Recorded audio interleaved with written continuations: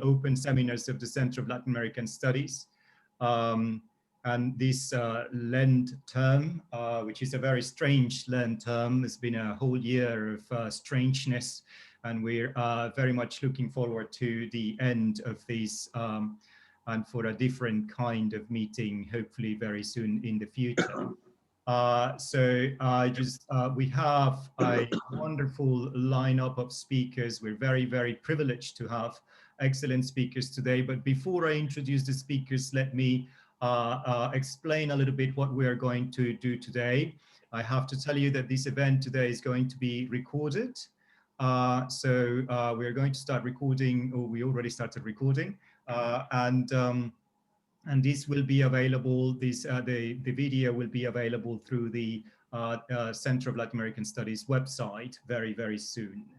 Now, what we're going to do today is our speakers are going to speak in order, and then there will be a few questions, and at the end we have a guest who is going to close the event with a few final comments. So let me introduce our wonderful speakers tonight. So we have Manuel Castells, who is currently Ministro de Universidades de España and a professor of sociology at the Open University in Catalonia. He's also the Wallace Annenberg Chair Professor of Communication Technology and Society at the Annenberg School of Communications at UCLA in California. But he also retains 2 emeritus professorships in sociology and city and regional planning from the University of California, Berkeley, where he taught for many years, 24 years, I think. He's also a fellow here in Cambridge. He's a fellow at St. John's College. And he Manuel was a member of the United Nations Secretary General's Advisory Board on Information Technology and Global Development, and also a member of the United Nations Secretary General's Advisory Panel on Global and Civil Society.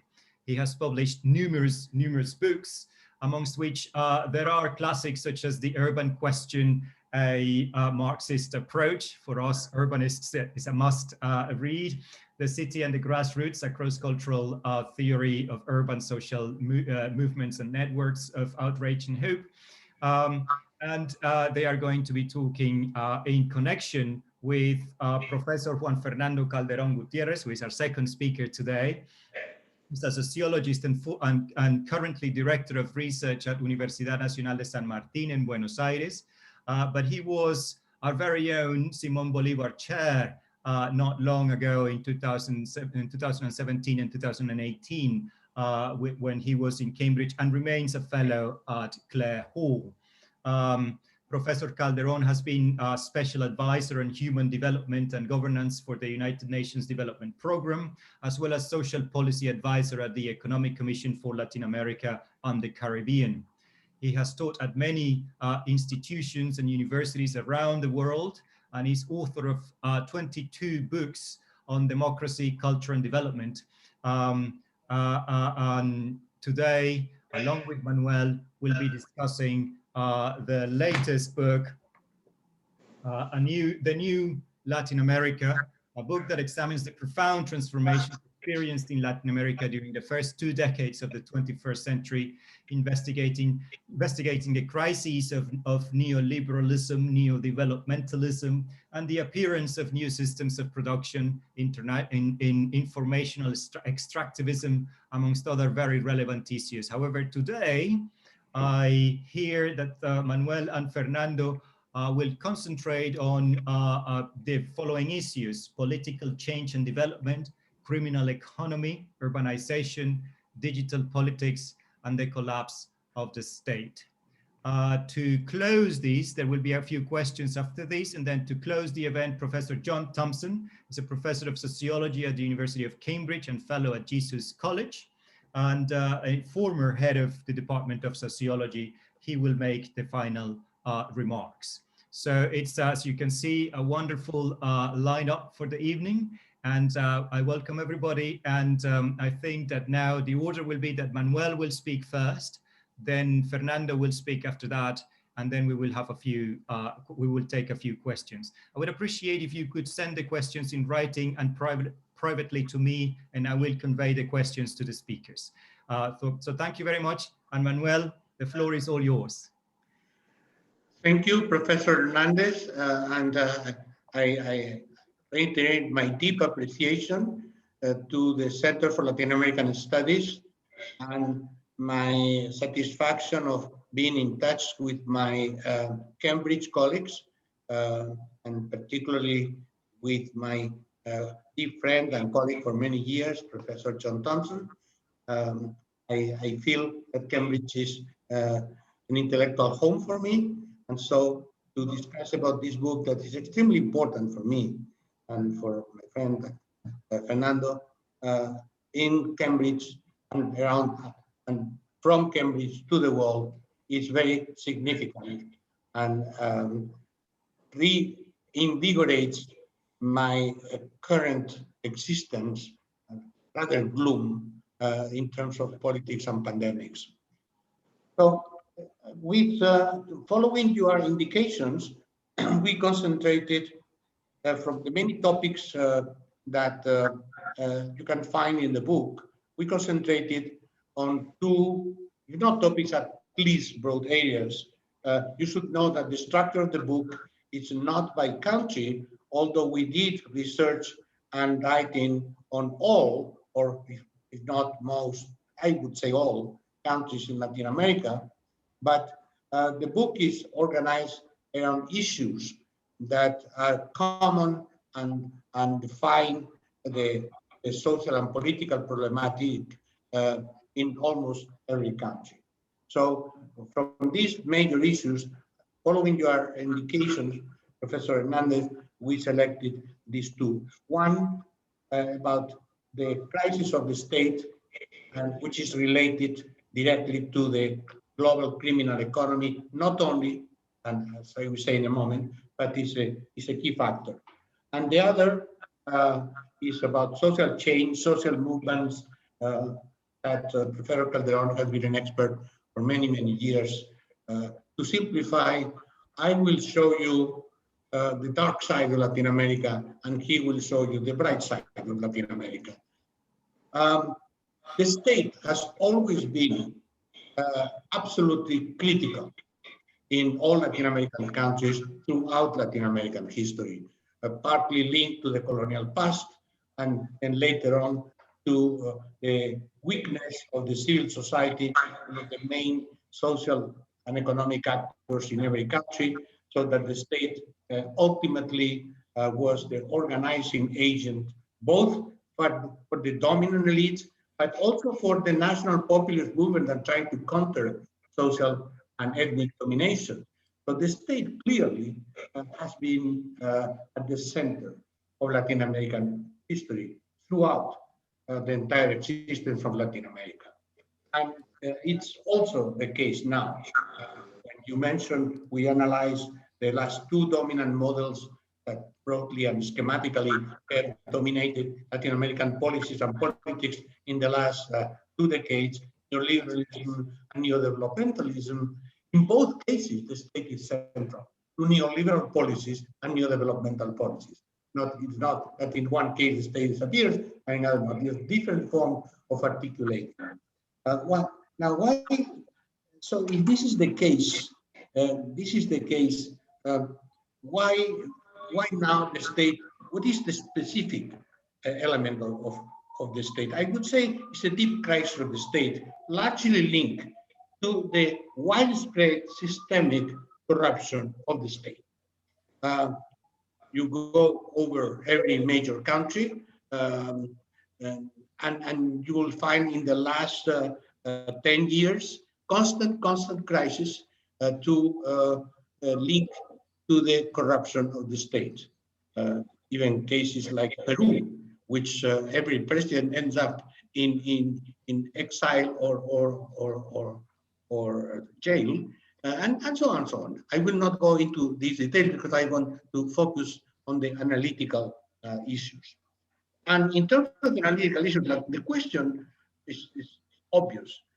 Corruption in Latin America, and by the way, not only in Latin America, but I will not go into a global trip on corruption, but corruption has always been central has always been fundamental in Latin America.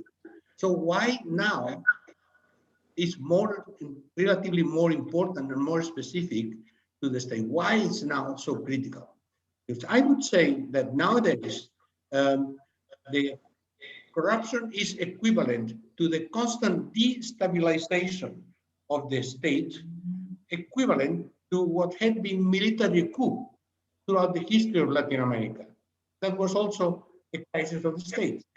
Not that military coup have disappeared completely as the Bolivians, but clearly the corruption is now a major systemic factor, destructuring the state, illegitimizing the state, and breaking up the relationship between the state and society. Well, we try to argue there are different factors, but one key one is precisely the process of globalization of Latin America. Latin America has been now fully immersed, at least for the last 2 decades, in the global economy, in the global networks, in all the global connections. And the state has been the connector between the global circuits and the local national circuits. In some cases, under neoliberal policies, connecting the market. In other cases, connecting the political strategies of different companies. For instance, so which are more specifically these factors and this connection? First of all, let's say I will differentiate between structural factors, political factors, and societal factors. Structurally, the state has been critical in the development of a new economy, export-oriented economy, that has been at the heart of Latin American growth and expansion in the last years, which was always the case, but now it has taken a new form. Is what Fernando Calderón, in a concept that I think is going to stay, has labeled informational extractivism. That is extractivism, but used combined with advanced technology, with advanced marketing strategies, and this goes from soybeans to the production of lithium minerals, etc. So this has been at the heart of what Latin American economies have been transformed in export-oriented, with new markets like China particularly, but not only. So this is critical. Now, the state is a key agent in negotiating and ultimately providing the licensing and the infrastructure for this connection to happen. So although the actors are economic actors, both multinational and national, but the state has been absolutely critical. So to obtain from the state specific treatments of favor vis-a-vis one project versus the other becomes a gigantic operation for countries and multinational corporations. Also in the structural side, the new wave of urbanization is linked to this process of activation of the economy and globalization. And this urban explosion in Latin America has created a huge market for real estate speculation, land speculation, and the building of gigantic urban infrastructure that had been the terrain of choice for the corruption of the state, both at the central and local government. Example, but there are many others. The role of the Brazilian multinational Odebrecht in construction and development of infrastructure, which has been critical in many different countries, not in all, but in the most important countries. And this is therefore connected to the new conditions of in which the state has led the building of this new gigantic urban infrastructure. Second structural factor, is the formation of a new politics, which is quite similar to the transformation of politics in other parts of the world, which is being specific about Latin America, is characterized first by the fragmentation of politics and the diversification of political actors. which leads, in order to form any stable governance coalition, to what Fernando Enrique Cardoso has called recently coalition presidentialism, meaning that even a president in a presidential country, if in order to actually implement policies, has to deal with a number of actors at the regional, local level, a multitude of parties. And all these parties, therefore, become the intermediaries between local and regional societies and the actual executive policies, meaning that they become machines, very much in the tradition of political bosses and the political corruption at the local level. Political parties, by and large, all over Latin America, left and right, have become machines of selling favors to their constituencies in exchange for their allegiance and votes. In other words, the collapse of the political system as such and the the reinforced emergence of these corruptive machines. And also in terms of politics, the transformation of politics into media politics, politics is played out in the media, by understanding media, not just the traditional media, but also the social networks where opinions are formed and where reality is constructed, being through news or fake news or different turbulences of information, leading therefore to the fact that the most interesting political matter becomes the scandals about what has been created in the other grounds of corruption in the state, and leading to a systemic role of what John Thompson in his classical book labeled scandal politics, which is what characterizes political systems all over the world, with some exceptions, Scandinavia, let's say. And therefore, this has been the connection between scandal politics and the raw material of scandal linked to widespread corruption has been decomposing the state and the political system for the last 20 years, more than ever. And then a third level, the evolution of society characterized by extreme individualism, competition, consumerism, and largely the disintegration of the social fabric in most countries, but including the traditional institutions such as the Catholic Church, above all, taken over by sexual corruption and the total collapse of their legitimacy, but also unions, traditional organizations. Society has been decomposed from the bottom with some small elements of recomposition, but as problematic as the evangelical churches, which have taken over most of the religious feelings in Latin America, which leads to a society in which everybody is against everybody, in which people are in a situation of survival of the fit. And therefore, under such conditions, there is widespread possibilities for endless violence, interpersonal violence. On these structural factors, the criminal economy has come to impeach and make the situation even more dramatic.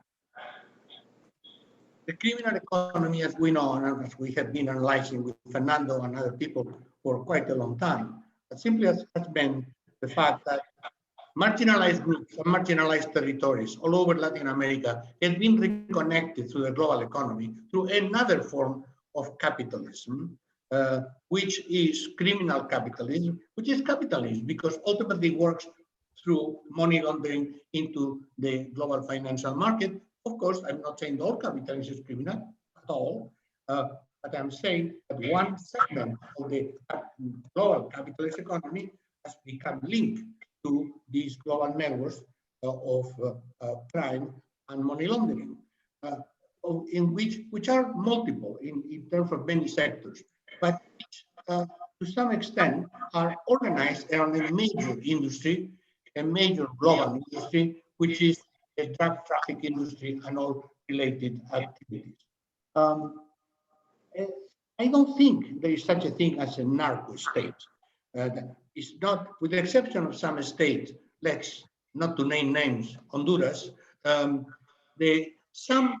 most of the states are not exactly taken by the narcos, but they have an interaction with the narcos, even the Mexican state, but constant penetration of segments of the state by the narcos. There certainly is the case of Mexico, as we know, unfortunately, even leading to a civil war in Mexico, fueled by narcos. And the consequence of this well-known situation is that the narco economy and the narco criminal economy is based structurally on the ability to penetrate the state at all levels, at the level of the political elites, at the level of the even presidency in some cases, certainly parliamentary groups, certainly political parties, but also the judicial system, the police, courts, all over the place, and enforcing this through a combination of intimidation and assassination, and at the same time rewards. This is a situation. So this filters down completely until the grassroots. And since there is no social fabric, there is survival of the fit, extreme individualism, and violence, this logic at the top filters down to the way people live. And so most people in Latin America today, and already for some time, live in fear.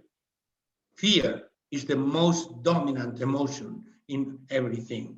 Of course, this is not the only thing that's going on, and Fernando will give you that side, but this is a fundamental part of our reality. The consequences of this systemic corruption of the state are that trust is destroyed. There is no actual link at this point between people and government. Politics is placed in the media and in the judicial system. The politics has been judicialized, and therefore the corruption of what used to be politics has become now the corruption of the judicial system, since it is there that many of the power games are played. Under such conditions, Latin America went already some time ago into a situation that of quasi-total chaos in many aspects, institutional crisis, which is not simply poverty, is not inequality. Yes, Latin America continues to be poor and unequal, but has been growth, has been economic growth. What has collapsed is not so much the economy as the institutional system, starting with the state. And this has led to the kind of situation that I will take 2 minutes at the end to name rather than analyze. Fernando?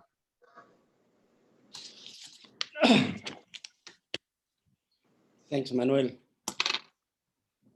I am very grateful to present our book in the Center of Latin American Studies at the University of Cambridge.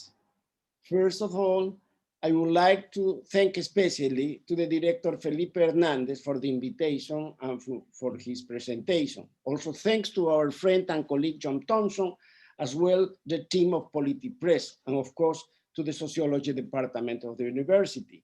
Many of our ideas and studies were discussed in the rooms and corridors of the university. Thanks to our colleagues and friends, especially Joanna Page, Julie Coimbra, Sanal Mohan, David Lehman, Jeff Milling, and of course, principally to our students. Thanks to the Universidad de San Martín in Argentina and the University of Southern California for supporting our research. We worked at this book around 7 years, in which we had several experiences of research in different levels. At global level, we contrast experience in development in 5 continents with Latin American experience centered in the case of Costa Rica and Chile. Later, we made a comparative study in 11 countries in Latin America, from Mexico to Brazil, with a network of colleagues of different universities. Finally, we made a comparative studies between different territories and extractive enterprise like lithium, soya, and so on. We complement the information with comparative statistics and visits to several countries to make interviews, seminars, discussions with colleagues, social actors, and politicians. Alicia, my wife, said that we must write a book about the way that we worked these years. Maybe it will be more funny.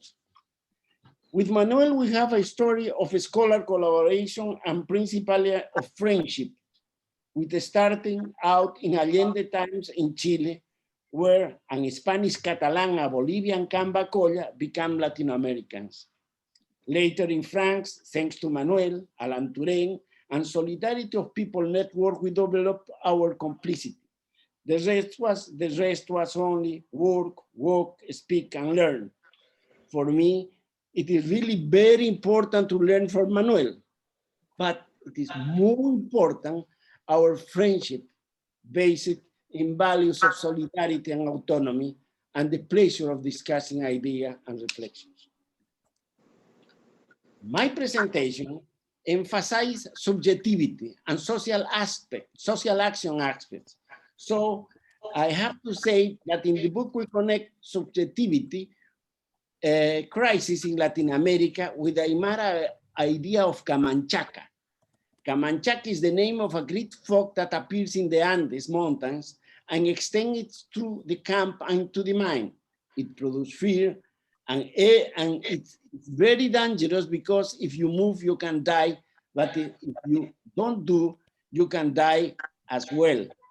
Resistance and patience are the best remedies against the fog, say the Aymara people. Taking in account this metaphor, we can say that nowadays we have a global Camanchaca.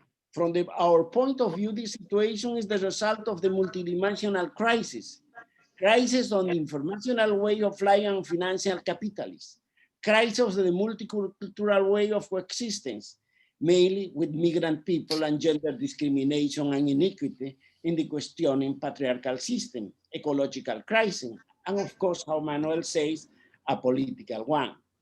Today, this multidimensional crisis became more complicated for the pandemic. The social system is a crisis everywhere, and it is connected with this Camanchaca. But the Camanchaca is subjective principally. Is le mal-être, is everywhere, an existential crisis associated with fear and loneliness. Is the spirit of the contemporary societies. Now, the only possibility of reaction against this situation lies on social and cultural movements, and principally in those who emphasize human rights and dignity of the person. Jacobin magazine. From a theoretical perspective, we have lived a brutal increase of complexity of society, economy, and cultures during the last 30 years. New process of social differences starting out, crisis of the state. The problem is that the politics and the institutional systems have not the capacity to deal with this crisis. However, they think they have. The principal challenge for us in the context of a global and regional crisis was to describe and analyze a new society. I mean, the new techno-economical transformation, the starting out of the network society, the crisis of the patriarchal system, the cultural mutation in religion, digital communication, and in social and cultural, and in this context, the limits and the crisis of the state and the political system, as Manuel emphasized. Let me introduce and complement with some remarks. We analyze a new extractivist economy that we call and we characterize it as informational extractivism. It's a kind of economy that works in a different ecological territories with new ways of production, commercialization, and financial activities, based on information and communication networks. We are talking about system of networks that operate at global level. is the new organization for of the transnational enterprise in Latin America. We took punctual examples in the case of the lithium and so on. Manuel underlines the criminal economy and especially the activities linked with cocaine market, and is one of the most important global form of capital accumulation. Another key point about structural transformation is the urbanization process, polycentric process of urbanization that connect human development with an inhuman development.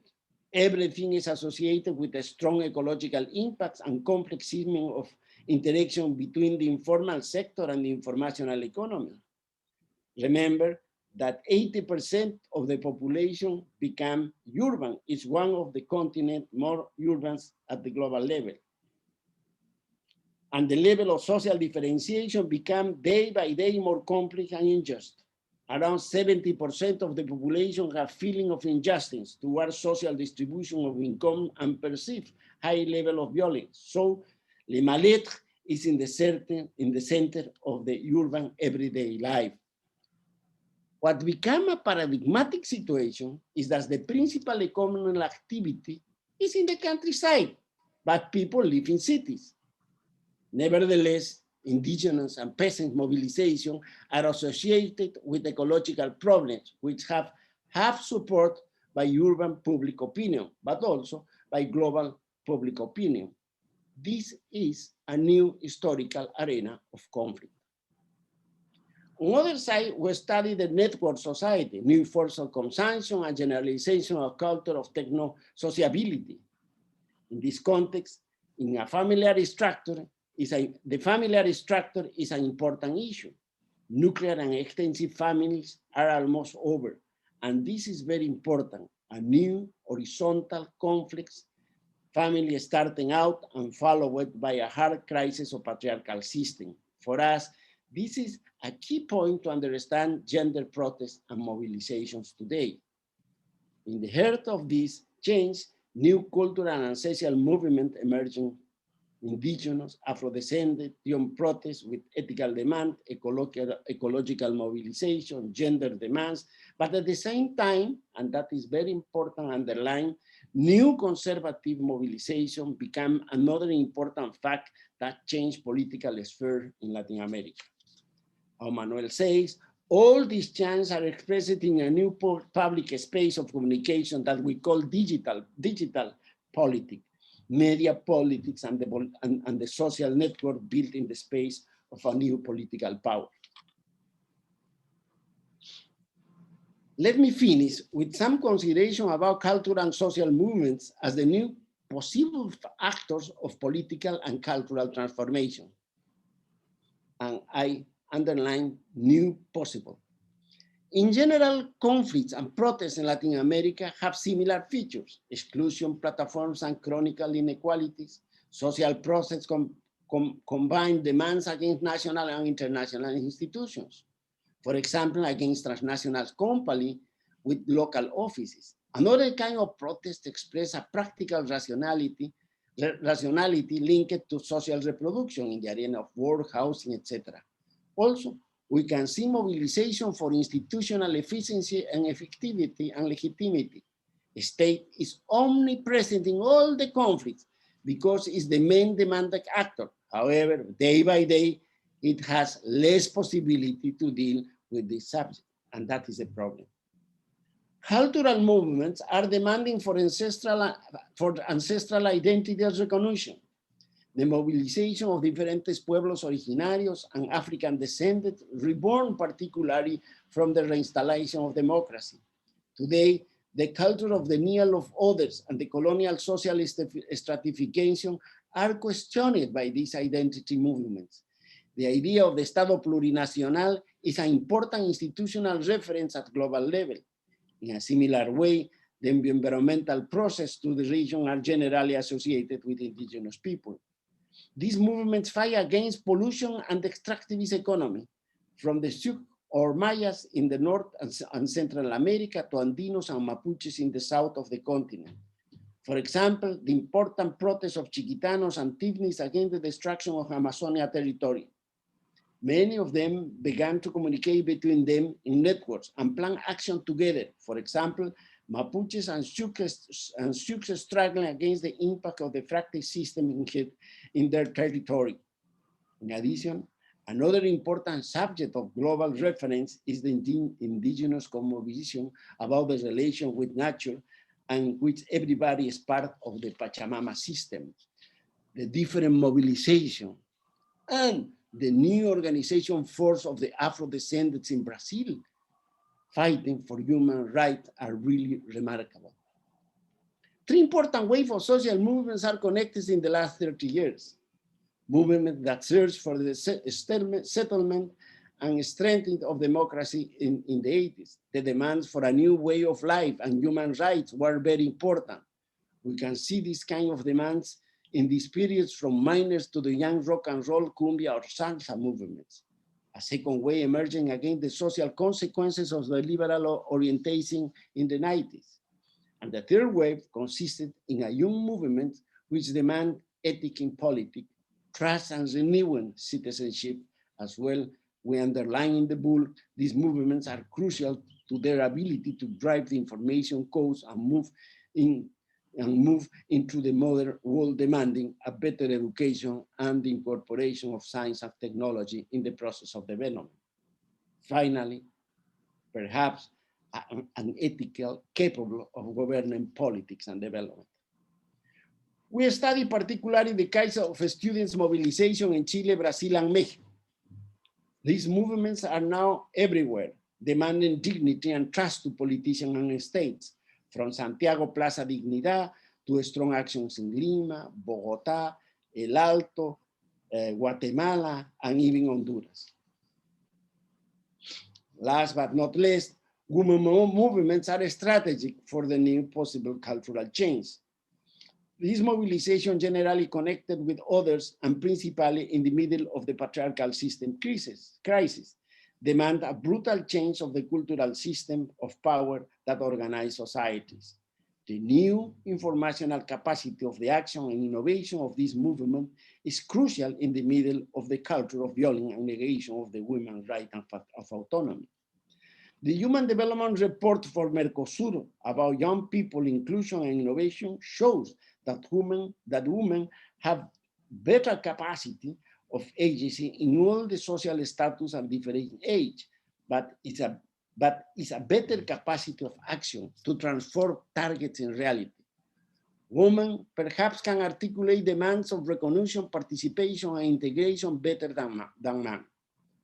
The change of cultural power and the end of the patriarchal system is one of the principal challenges for the Latin American transformation. The question is, can these movements become institutionalizing and become actors of a new wave of development of democracy? Really, we don't know. We only know that these are important questions today. Thank you. Thank you, Fernando. Let me add one sentence that we agreed with Fernando regarding what we are going through currently throughout the world and in Latin America. We are in the midst of major pandemics, which is far from being controlled, particularly in Latin America, which accentuates many of the issues that we have raised in a very dramatic way, counted in tens of thousands, hundreds of thousands of human lives, and the entire economies and countries devastated. This is certainly not the bad privilege of Latin America, but it is. There are two things which we would like to emphasize. One is that this underlines the inability of Latin America to be self-sufficient to some extent when emergency happens in terms of science and technology and advanced manufacturing. Yes, the virus is everywhere, but the US, after they got provisionally rid of a madman at the helm of the government, now vaccinating yesterday 2 million people in one day. Okay, so that makes a difference. That makes a difference. And it's likely that Biden will fulfill his promise of vaccinating 100 million people in his first 100 days. The second, even more important thing is that in a situation in which there is a fundamental crisis, breakup of the bond between institutions and people, between governance and governed, in this particular situation, the capacity of societies to regenerate themselves, and starting with the social fabric, starting with solidarity, starting with stopping the carnage between all these evil instincts that surface, is even dimmer than in other societies. What was the Kamchatka in general political terms now has become a widespread crisis of trust, hampering decisively the capacity of societies to deal with their own problems beyond the individuals and the groups in institutional terms.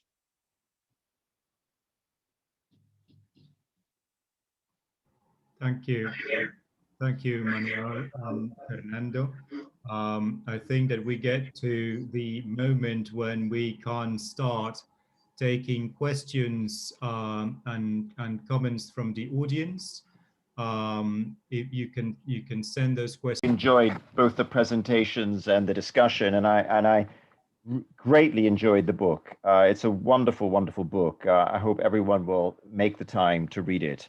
One thing I love about this book is the way that you stand back from the detail of particular countries and try to analyze these broad developmental trends that have characterized Latin America as a whole over the last half century. That's not easy to do at all, and you do it with brilliance, I think, in this book. A really, really persuasive account. So I'm just going to conclude by pointing to 3 or 4 issues that occurred to me as I read this book, and that maybe at some date in the future we might have the opportunity to discuss, even if we don't have time to discuss them in detail now. So let me just highlight a few things that sort of stood out for me. I really, Fernando, I really liked your concept of informational extractivism. I thought that was really very compelling argument you made about the way that the information and communication technologies have changed certain kinds of traditional industries in Latin America around extractivism. One thing I felt was missing in the book, though I'm sure you talked about it a lot among yourselves, was a different kind of informational extractivism that had nothing to do with lithium and oil and traditional minerals and industries of that kind, but had to do with the kind of extractivism that is involved in the new information industries themselves, the way that they extract data and rely on data and exploit data and generate new forms of power and wealth around data. That seemed to be missing from your book. And yet, obviously, these new network technologies are very important for your whole political analysis. But you didn't really analyze the organizations that create those networks and that benefit from those networks and exploit those networks. And had you done that, maybe it would have opened up a new line of argument here about a new form of dependency and a new form of exploitation that doesn't really emerge in your book very much. I mean, if to the extent that these industries are based in Silicon Valley, they themselves are extracting data, exploiting data, generating wealth in Latin America that is not staying in Latin America. And I just wondered why you didn't pursue that line of thinking. And it relates to a kind of concern or a criticism that one might make, or at least discuss with you, about whether your reliance on networks and the forms of communication and social movements that they facilitate might emphasize the positive side of those networks while downplaying or overlooking the negative sides. I mean, as you will know very well, I mean, Manuel, we've discussed this before too, that there's so much awareness about the negative aspects of social media, the way that it leads to all sorts of disinformation, and then the negative sides of those developments. That doesn't actually loom very large in this particular book. And yet I wondered what your thoughts were on that and why that theme isn't brought out more strongly in the book. The second point I wanted to make has to do with another theme that seems to be less prominent in the book, and I wondered just what your thoughts were on it, which is that you don't dwell that much on the question of the legacies of colonialism in Latin America. That doesn't get woven into your narrative about the new Latin America as a central and fundamental feature of the new Latin America. It's there, of course, because you do talk about social movements of indigenous peoples and so on and so forth, but the theme of the struggles around race and ethnicity, the legacies of colonialism, is not a central part of your narrative. And I wondered why that was so, and whether it perhaps ought to be more central. So that's something that I would love to hear your views on. A third point, maybe this is, I won't dwell on this one because I'm sure you've got a great answer to it, but I really love the way that you emphasize the importance of state corruption. I think that's such an important part of this book. But I wonder whether to understand state corruption in Latin America, you have to take a much more historical view about the way in which the state in the early 20th and perhaps even the 19th century was essentially a corporatist state that involved deep forms of clientelism, where civil society actors were incorporated into the state, and these structures of the incorporation of civil society actors into the state persisted into the 20th, 21st centuries, and that the new forms of corruption are basically a permutation of these deep forms of corporatism and clientelism that have always been there in Latin America. And fourth and finally, very quickly, I just would like to tease out a little bit what you were saying right at the end, both of you, about where we are today in the new Latin America. I mean, you have this incredibly compelling argument about the development of these models of neoliberalism and neo-developmentalism, which gave way to one another, but then neo-developmentalism began to collapse around 2015. And you kind of finished the book with the collapse of neo-developmentalism. It's like in disarray. And the book actually ends rather pessimistically with your concept of Camanchaca and the darkness and so on. And there is a very short concluding chapter where the possibilities of new social movements are pointed to, but it somehow feels a little bit like clutching at straws at that stage because the devastation is all around. And so I wondered whether you might feel that, is there a new developmental model that is emerging in the wake of the demise of neo-developmentalism that is structuring social relations and economic relations, political relations in Latin America in a way that is more systematic than simply the debris of the collapse of neo-developmentalism and the hope that you are pinning on new social movements? Or is it really as bleak as you suggest? Well, let me comment on your wonderful, important poignant comments, and then I let Fernando conclude more precisely. Well, basically on the two first points, I totally agree with you, John. I agree on Latin America, and I agree more generally. Why was not there? Because we ran out of steam, not because we didn't see it. The first, about the social networks and the negative role of the social networks, definitely you're right. I have been working on this in general terms in our European societies. But yes, you are right, absolutely right. Legacies of colonialism, I think we didn't want to go into yet another history of Latin America in which everything is explained but what was there before. We were trying to emphasize what really was new, and racism and ethnicity, etc., have not been new. And in fact, about 70% of Latin American studies are on these matters, which to some extent would facilitate the work, because simply by summarizing the literature would be, which is a great literature, would be done. But in a more comprehensive view that would be more helpful for the students, yes, this point should be included. So in fact, these 2 points should provide the foundation for a second volume of Latin America that we are not finished yet. Huh? Let me free myself from this political slavery, and you will see us running again in this matter. Now, the one thing not necessarily agree is with this about the state corruption, because we specifically said that corruption was there all the time. That is a constant. Not only, by the way, on Latin America, but it's a constant.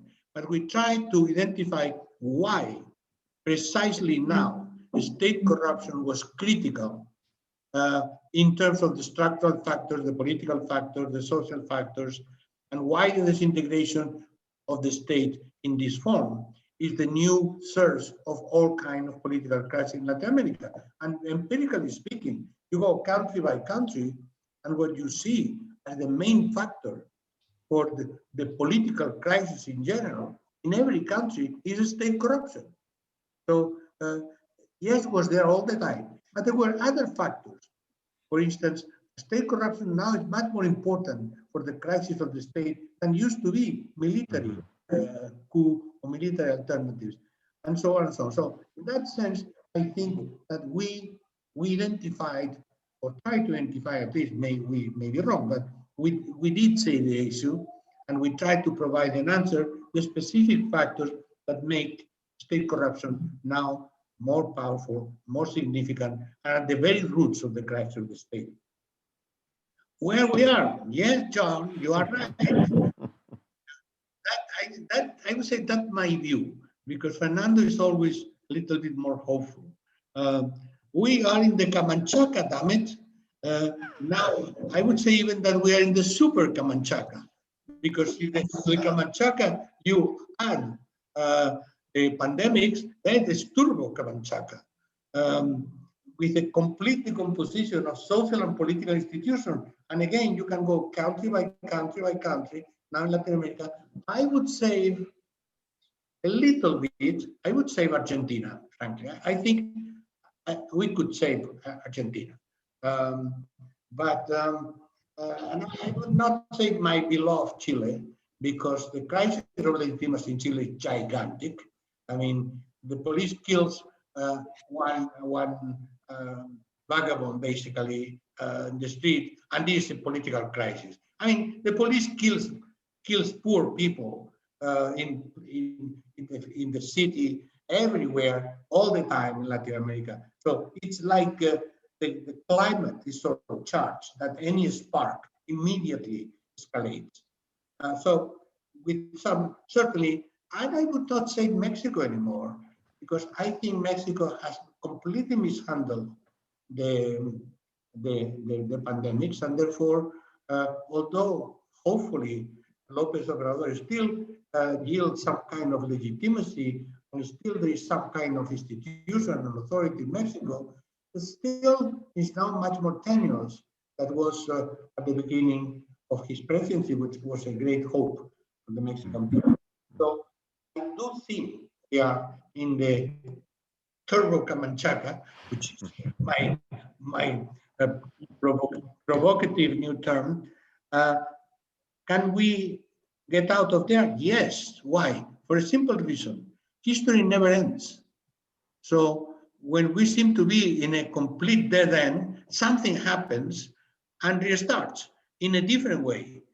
But do I see which are the embryos of some new history. Certainly, I don't see the embryos of any new institutional project that, in political terms, that would respond to the challenges. This, I can be positive. I don't see it.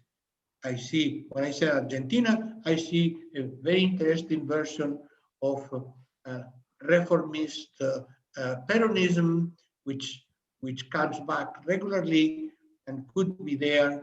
So that's, but still, this is not a new model of institutional reconstruction, because all the specific circumstances in Argentina.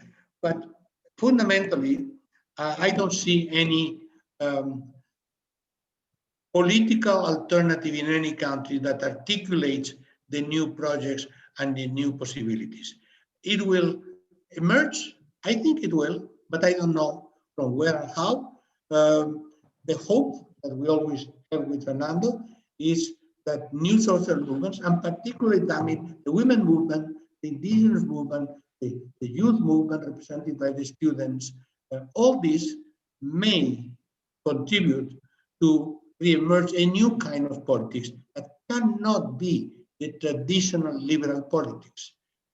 As good as it would be if we can reconstruct fully the traditional liberal democracy, we have to acknowledge the global crisis of the existing form, for all the reasons that you and I have been studying for a long time. And I don't see for the moment a connection between these new factors of social change that exist in many countries in Latin America.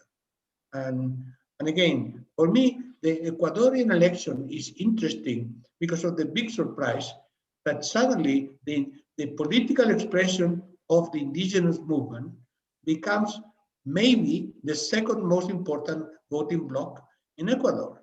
And suddenly, what was to be a fight between neo-developmentalism and neoliberalism, now there are in fact two other actors, one indigenous, another more left and against the traditional form of politics, which appear there. And I don't think Ecuador is going to offer the new solution. It's not my way of thinking. Solutions are specific to each society and developed from the ground up.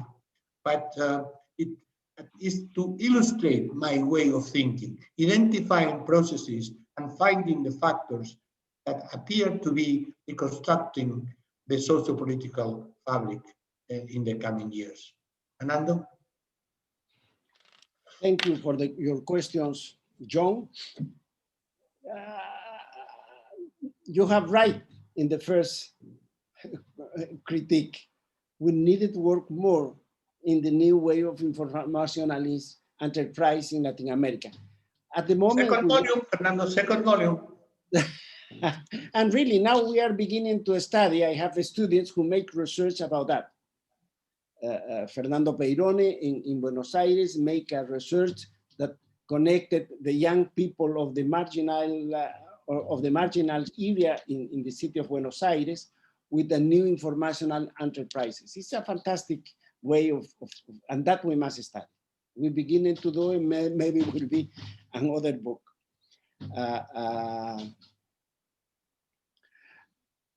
Legacy of Colonialism. Really, I have a contradictory relationship with the concept. For one hand, myself, I write several books about that. It's a structure in the history of Latin America. You cannot understand Latin America. Even with two colleagues, we write a book that we connect the concept of negation of the other with the stratification of colonial type, social stratification of colonial type that structured the Latin American society in long durée. But for other side, it's a jail, because always your explanation is vis-a-vis, that is the answer for everything, and I don't like it.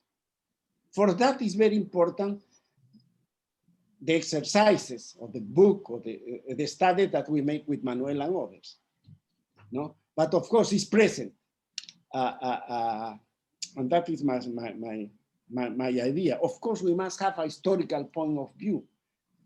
I am just finished a book that we're beginning to write with our friend Castells and myself, friend Enzo Faleto, about the Latin Americans' imaginaries in the 20th century. And one of the key issues is this connected with this colonial stratification. So that is do it. I have no problem with this. The other point for me very important, and Manuel beginning to answer to you, is the possibility not only to see the Camanchaca of, sino the possibility of other alternative of democracy and development. I must say it isn't only, as you yourself write, it isn't only a Latin American problem, it's a European problem as England problem too. But in our case, we discuss and we fail in our exercise. As you know, with Pekka Jimanen and Manuel, we make a research about models of development in the informational age. And our thesis in a moment was to connect the social movements and the social protests with the idea of dignity and human right, and put the dignity and human right in the center of the development. That was our idea. Now we retake the human development approach for discuss that. And they are colleagues of several parts of the world, not only Latin Americans and Europeans, are our colleagues from Africa, China, and so on. But the common concept of connect dignity with human development. And with Manuel, we work the idea of informational, human, ecological development centered in the idea of dignity. Even Pekka Jimanen write an index of human development. But with the time and with the crisis, with the multidimensional crisis, and with this Camanchaca crisis in Latin America, we leave out this perspective for the moment. Perhaps will become another moment to rethink again in the terms like Manuel responds to you. But we left that idea. We're beginning to work, but the crisis is more bigger than our mind, and we stop it in terms of reality. And we say we must understand what happened before to elaborate another dream. No? We will come. Thank you both very much for those very considered responses. That's fantastic response. Fantastic response. Thank you, my friend. Felipe, are we okay with time, or are we going to be cut off here? Well, we have 2 minutes left, but I understand that Manuel and Fernando were okay with perhaps taking more questions, or yeah. Well, in that case, may I read one that there is a question here that says, could you explore in some more detail what you mean by crisis of the state and by extension of traditional state-centered politics? I have the feeling there is conflation between a crisis in the sense of the social relation breaking down and it becoming unstable and more oppressive. Arguably, the state and traditional politics have never been as relevant as during the pandemic, from the relative success of the East Asian states to the differences between Latin America. Within Latin America, state power continues to be at the center of social life. Well, I mean, concretely speaking, that on the one hand, the state in all Latin America is not legitimate in the views of the majority of the population. That's the first thing. There is a total crisis of legitimacy. Secondly, is largely dysfunctional because the moment in which specific interests linked to different sources of corruption, interfere in the policy making of the state, and policies are determined by the internal fight within the state between these different groups, the state becomes unable to really perform in terms of at least some level of rational policies and effective policies. And therefore, the state is neither legitimate or efficient. And therefore, it becomes a pure machine of raw power. And at that moment, the state relies largely on the coercive capacity, not on the capacity to persuade, to influence, and construct hegemony. And in terms of what is the crisis of traditional politics, it's very simple, empirically speaking. The crisis of legitimacy of all major political parties in Latin America. All. From the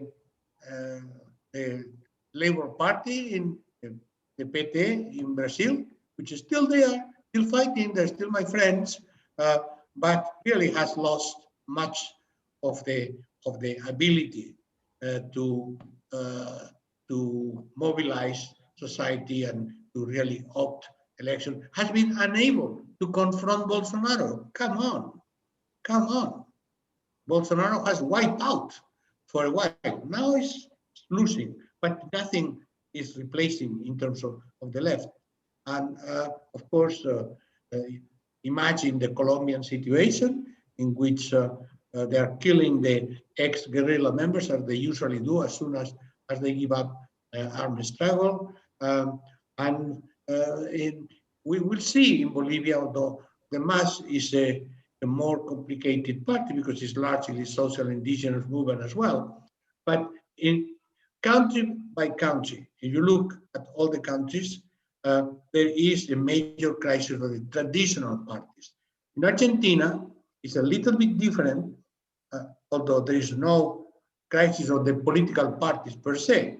But in Argentina, the situation has always been that everybody is Peronist. Everybody, right, center, left, radical conservatives.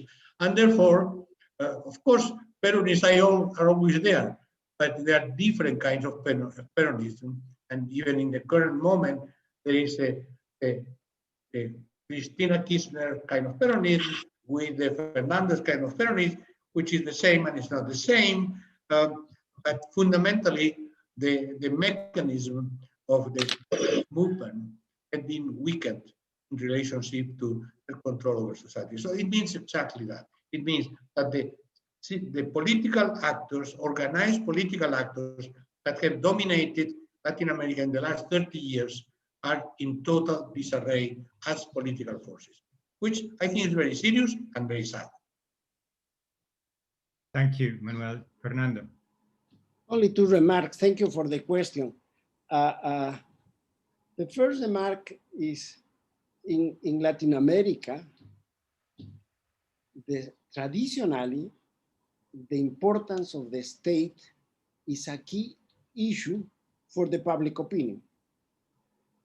87% of the population think that the state must play a key role in development and democracy. But how Manuel says, 87% of the population don't believe in the capacity, the real capacity of the states to do things. If you ask it, do you believe in the justice tribunals? No way. Do you believe in policy in Chile? No way. Perhaps the only exception is Uruguay and Costa Rica. But in the rest of the land, no Costa Rica anymore. Fernando. No more. No more. No Costa Rica anymore. Our only example, we have two examples of survival, Costa Rica and Uruguay. Is only Uruguay left. With a right-wing government, by the way. Yeah, I know. But I like Costa Rica. Oh, anyway. Me too. But we cannot be so biased that, Bueno, say that it's working, but it's collapsing. But that is the paradox, no? The people demand for a state, and the people critique the state, don't believe in the state.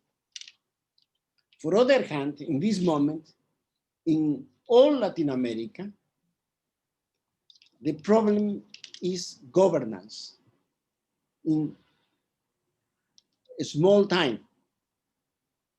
Can the different, in the more instrumental way, can the different governments in Latin America possibility to build a governability system in a small time?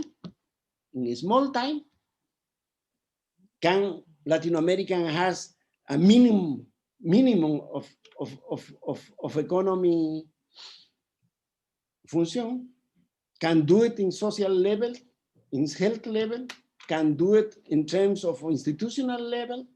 How I can build a governability for 6 months? That's the problem of Latin America today. There are not other problems. They are not a big discussion of ideological discussion. If you can resolve, you can chance. If you cannot resolve, you have no chance.